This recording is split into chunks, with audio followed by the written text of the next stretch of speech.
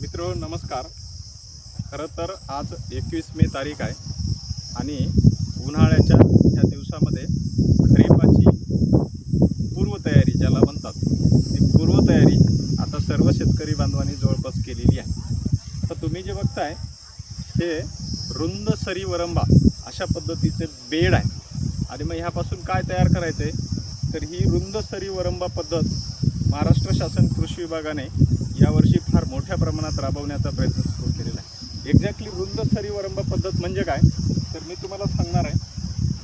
ही जी सरी आहे ही आहे सरी आणि हा आहे वरंबा। जर खूप मोठ्या प्रमाणात पाऊस झाला तर तो पावसाचं पाणी या सरीतून वाहून खाली जाणार आहे आणि याच्या वर पीक लागवड झाल्यामुळे जास्त पडलेला पाऊस हा या सरीतून गेल्यामुळे ह्या पिकावर त्याचा परिणाम होणार नाही आणि जर त्याच्यावर परिणाम झाला नाही तर ते पीक उमद आणि चांगलं आपल्याला इथं घ्यायला मिळेल। यानंतर सरीवरंबा पद्धतीचा दुसरा फायदा हा आहे की जर सरीवरंबा पद्धत आपण आपल्या शेतात तयार केली तर ती पद्धत जर वापरली तर निश्चितपणे त्याचा फायदा कशाला होतो तर कमी पाऊस जर झाला तर कमी पावसामुळे हा जो वरंबा आहे हा वरंबा पाणी शोषण करून ठेवतो। म्हणजे पावसाचा जर ड्राय स्पेल पडला आणि कमी पाणी जरी झाला तर या वरंब्यामध्ये पाणी शोषण झाल्यामुळे पिकाला अपेक्षित जी गोष्ट पाणी लागणार आहे ते अपेक्षित पाणी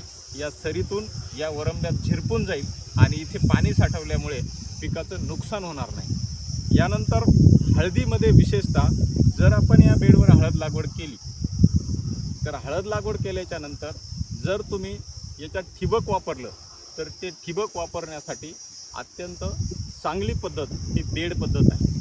मी सर्व शेतकरी बांधवांना विनंती करणार आहे की सरीवरंबा पद्धत अवलंब करताना आपण ठिबकसुद्धा हळदीमध्ये मोठ्या प्रमाणात घेतलं पाहिजे आणि त्या ठिबकमधून जेव्हा तुम्ही विद्राव्य खतं म्हणजे पाण्यात विरघळणारी खतं जर हळदीला देणार तर निश्चितपणे त्याचा परिणाम हळद या पिकावर चांगल्या पद्धतीने होईल आणि इतर दुसऱ्या कुठल्याही प्लॉटपेक्षा सरीवरंबा पद्धतीमध्ये हळदीचं जास्त उत्पन्न येईल। आपल्या सगळ्यांना खरीपासाठी खूप शुभेच्छा देतो आणि आपण सगळ्यांनी हळद असेल, सोयाबीन असेल